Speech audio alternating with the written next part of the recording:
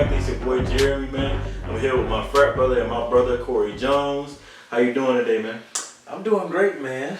Trying to hang in there with everything going on in the world, but today I'm doing great. Doing great. Yeah, same, man. I'm doing all right today, man. We're going to get into a few questions. This is episode 11 for me, so I'm happy, man. We moving, making these marks out here, even though a lot going on. We still got to keep it moving. Yes, sir. Yes, sir. I'm going to start it off with, what's the reason you chose your occupation? Actually, I kind of fell into my occupation. I graduated with a management degree focused in hospitality management. So I wanted to get into hotel management, resort management, because it's not many black people managing hotels and resorts and stuff like that, or in the travel industry. Right. I did that for a little while, and then I realized it ain't for me. And then I got out of that industry and kind of got into recruiting on a university level. And then eventually got into corporate recruiting. But I'm choosing to stay in the industry because I feel like, especially being a minority, we need people behind the chair looking into who should be getting a job at the company, or who, or how people can have an easy, a level playing field as far as getting a job. Right. Because a lot of times you see a lot of white people that's managers or white people interviewing you, and you might feel like, are they really for me? You know what I'm saying? But whenever, you have a black person that's interviewing you or helping you get a job, you feel a little more comfortable. So that's the reason why I chose this industry, and I'm gonna stick with this path. Man, that's how I ended up getting my job. Oh, really? Dude that interviewed me, that set up the interview, ended up being frat, and he reached out to me and was like, hey bro, I'm gonna let you know, all you gotta do is go in there, do the best, go on. Right. I've seen the resume already, you good. Yes. I'm like, what? That made me feel so good. So after the interview, dude was like, you know you got a job, right? I ain't supposed to tell you, you know you got a job. And that's the best thing you get. That was it, man. We still talk to this day, stay in touch. But I was thankful for that, man. That was the first time that happened. This is my fourth job in tech. It's just like, wow, I'm glad that happened. Yeah. That's what I love about my job, is being able to connect with not just everybody, but minorities. You can have those candid conversations, and you know what I'm saying. Of course, me being in corporate recruiting, I can't be like, you got a job, but but at least I can kind of make them feel at ease about the interview process and stuff like that. So that's cool. So, what is your view on success? My view on success, I think I have a different view. I feel like success is something that you feel. You know what I'm saying? I think it's something that, as long as you feel like you're doing something great, then that's success to me. So I don't even like knocking down goals and things like that. Right. A lot of people view that as success, but sometimes when you knock down a goal, you still don't feel as happy. You still don't. You still feel like, well, that's out the way. Let me go to the next thing. So for me, it's all about how I feel, or how I feel that I'm contributing to something. Gotcha. That's how I feel about success. Great, man. How much are you focused on your brand? Like building your brand, I would say from this time you probably spoke out to say, okay, I got a brand now. Like I got to grow this, see what I got to do, and who can I bring on with this? Like so. Right. Yeah. I'm focused on my brand a lot. So whether that's even just simple Instagram posts, whether it's me making a YouTube video or me getting invited to speak somewhere or me doing something like that, I'm always focused on my brand. It's like, how would that make my brand look the way that I'm portraying to others? You know what I'm saying? So for me, I'm very focused on it, because your brand is almost your biggest asset. Even if you don't have a social media presence, even if you're just out here trying to start your own business, even if you're just working a regular job, your brand is always going to be something that people look at when you're not in the room. Right. So for me, whenever I'm focused on my brand, if I wasn't here and you was talking to someone about Corey, then they would know who I am just because of my brand. Right. Okay. I like that, man. I like that, man. It's very important. Branding is very important. Yeah, man, because it's gonna follow you. Yeah, man. make or break you. It will make or break you. And people gonna remember. Like, I don't know if you've been hearing about the whole B. Simone thing. Oh yeah. But her brand is about to be. I already man, because like he was saying, I watched the video. My girl was saying the same. She was like, you got a 9 to 5 and you do other stuff. I'm like, right, exactly. What you don't understand, well, I don't think she understands it. A lot of us have 9 to 5, but still do stuff on the side. Exactly. We lacking in. We gonna do multiple things. Right. I'm a hustler. Multifaceted. You You gonna find some way, some other way, you know, get some money and bring people in. So I ain't really follow what she was saying. Yeah. But I mean, when you brought up the video, I was like, see, there goes somebody I already know. I was thinking the same thing, man. Yeah, I was shocked that she said that. So. Beautiful woman, but I ain't gonna lie to you, you said the wrong thing right there. She lost me on that one. She been lost. See, that's why I'm retired now. She got 3 strikes in less than a week. She done got 3 strikes. Because first it was a protest thing. She was complaining about people protesting. Then she talked about this 9 to 5 thing. And then now they found out that her book have like, she been using other people's content in her book. Word for word. No. You can't do that, man. I'm an author myself, so yeah. Word for word. Man, that's crazy. Got receipts and everything. Yeah, she about to be canceled. Yeah, y'all gotta watch that. She manifesting L's. Right now. So, man, how was the protest, man, that you attended? Oh, man, it was crazy, man. Honestly, when I went out, I was like, where everybody at? I was in the wrong area, so I turned the corner and then everybody came. I was like, oh wow. But I think it was very powerful to see not only just black people out there, it was white people with signs protesting. I wouldn't say my first protest, but my first protest of that magnitude, seeing that many people going hard for a cause. So it felt good being out there. And of course I do photography on the side, so I took a little bit of pictures just to document history, because I think this whole movement, even just 2020 in general, is going to be in the history books. This is book. Our kids going to be asking us what we're doing, man. Exactly. So I wanted to document it, just so whenever I have kids one day, I can be like, look, I was out there during this time. But yeah, I think I want to go to some more. I've been busy, but I went to the very first one, and that's when they started, throwing rocks at the CNN building and stuff like that. So that was crazy to see. But yeah, did you go? I haven't been out. I have been before to protest, but I haven't, man, because I've been busy.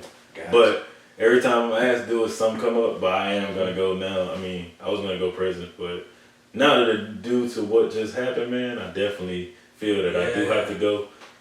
Some of my frat brothers have reached out to me just saying we do need to make a presence and go out there just because that's what we're here for. Right.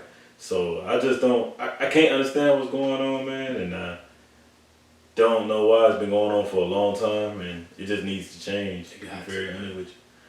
Because it doesn't make sense. It got COVID going on. That's still strong.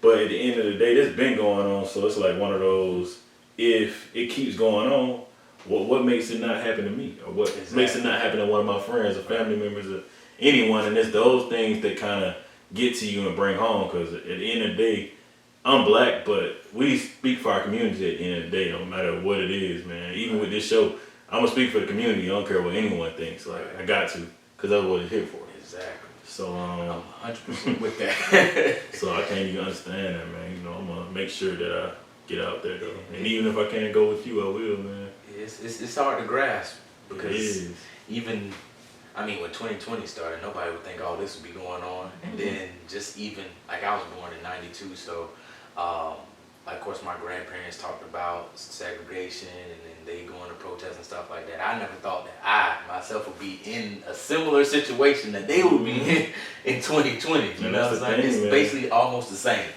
So, history repeats itself. Yeah. That's true, so. I mean, even when mom called me, like, my mom about to be 65, man. My mom lived through segregation, so my mom was just telling me, like, we just redoing things. Y'all just have a little more freedom now. Right. But it is something that needs to change. It don't make no sense that it's been this long and nothing has changed. Right. And it's just one of those. It's America. It's America. It is. So, man, do you like being an entrepreneur, or do you like corporate America? Like, which one? And it's like a versus question, like. If I had to choose, entrepreneur. If I had to choose, because I'm the type of person where I like to create my own schedule. I like to do things on my own. I don't like micromanaging. I like going off, and I know, like, okay, I'm working towards this. Sometimes in the corporate America, you're working towards things, but it's not you working towards something to benefit yourself. You're benefiting another company for them to look good. But at least for an entrepreneur, the things you're doing is for you, your family, things like that. So I like that aspect. But yeah, if I had to choose, entrepreneur, 100%. 100%. If I could do it all again, I sure would just go off with that, because like you were saying, it's like I'm a tech guy working. I'm a software developer, but at the end of the day, man, a lot of those things I turn in, man, it's gonna be a problem or this gonna happen. And it's like, why didn't you tell me that from the get go? Or Right. why we can't check in every other week so I can know what you really want, so I can be done with it and there you go. But they gotta have a little transition, and us being at home, it just makes a lot of things like worse because a lot of people don't know how to communicate. And that's the bad thing about corporate that I've seen is definitely communication. You know, I've been working, at least with an entrepreneur, like, you might have a team, but if you're an entrepreneur, 9 times out of 10, you call the shots and you know how you like to communicate and how people should communicate with you. But in the corporate America or the corporate world or corporate job, it's like communication styles are so different. And then you have people that don't know how to communicate well with a black guy, don't know really how to, you know, I remember working a job where my manager, she didn't feel comfortable communicating with me like that. So she had someone on my team ask me about, how do you think Corey feel about this? I was like, wow. Is this coming from you?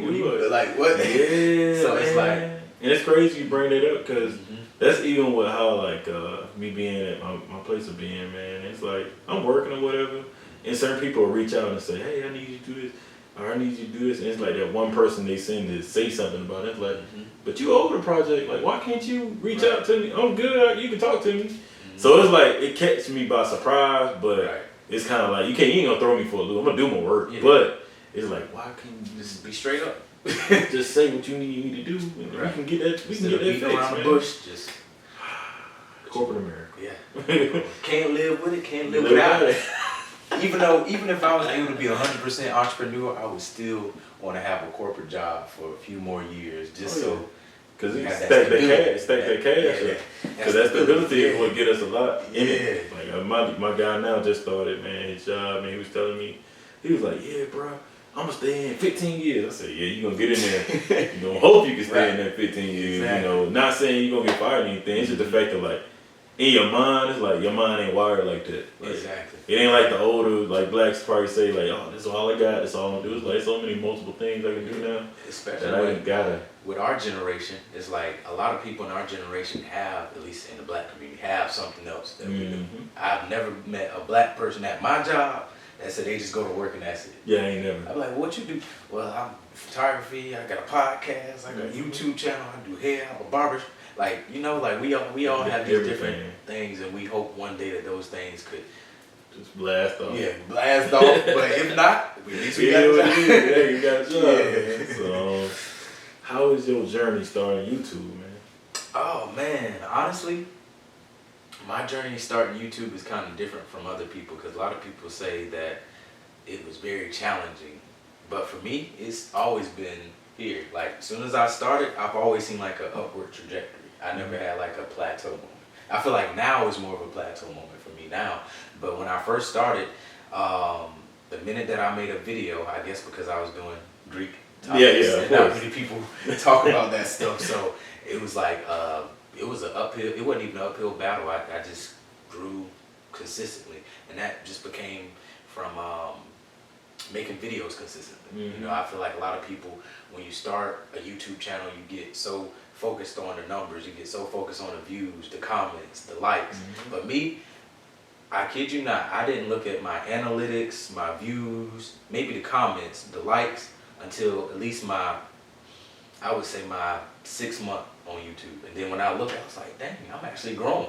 But it was more for me to put out content because I was interested in it and I wanted to actually be an asset to people that's trying to join Greek organizations.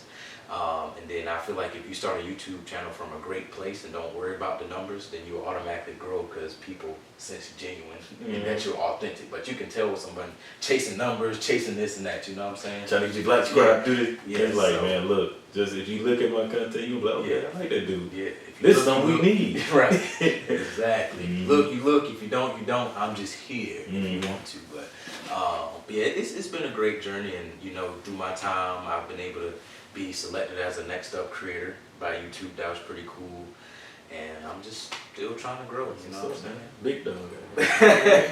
Trying.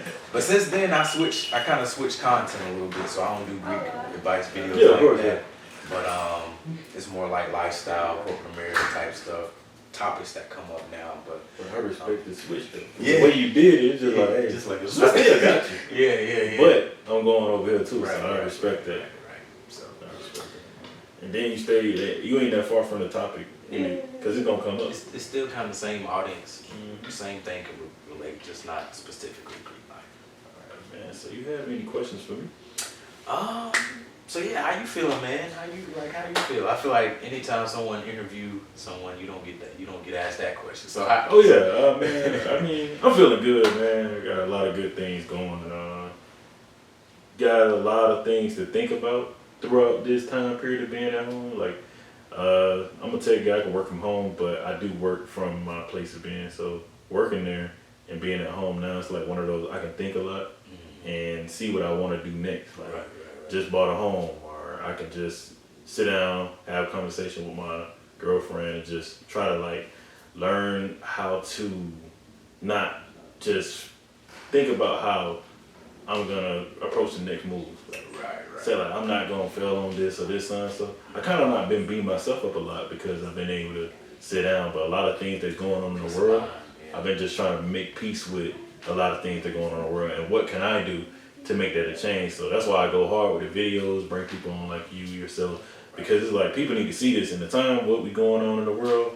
It's like it's bad, but at the end of the day, if I'm showing you this and you're doing your videos, it's gonna make people look at it like this is what life still can be though. We still can make this happen. It still can happen. And I can't even like people like us got to be at the front end to let people know like you gonna be okay, even though this going on. You gonna be okay, man. Like you said, you was born in '92. I was born in '94. And we done met through social media and through YouTube. But at the end of the day, you my frat brother. You my brother. So like, I mean, I've been good, man. Just trying to make it, and just not fully understanding how the world is going, but understanding like I feel like a change is gonna come to the point of like a lot of things about to be very different. Very, very different. I agree with that. Well, yeah, thanks for saying that. Couldn't say it better. I feel the same way. Like different, man. And with that, man, you got anybody you want to shout out? Shout out your show, man. What you want to do? Let's see. I want to give a shout out to who I want to give a shout out to. You know something? I ain't even gonna make nobody mad. No shout out. But y'all can follow me on Instagram, Mr. Dapper _. My YouTube channel is Corey Jones. And yeah, that's it for me, man. I appreciate man. coming Thanks on the channel. for coming on the show, bro. Yeah. Thank you. Thanks for having me. This is the It Factor, and that's it, man. Like, subscribe, follow. You know what? Matter of fact, watch this video and watch it again. You know, because it's a great video. We dropped a lot of knowledge. But this is the It Factor.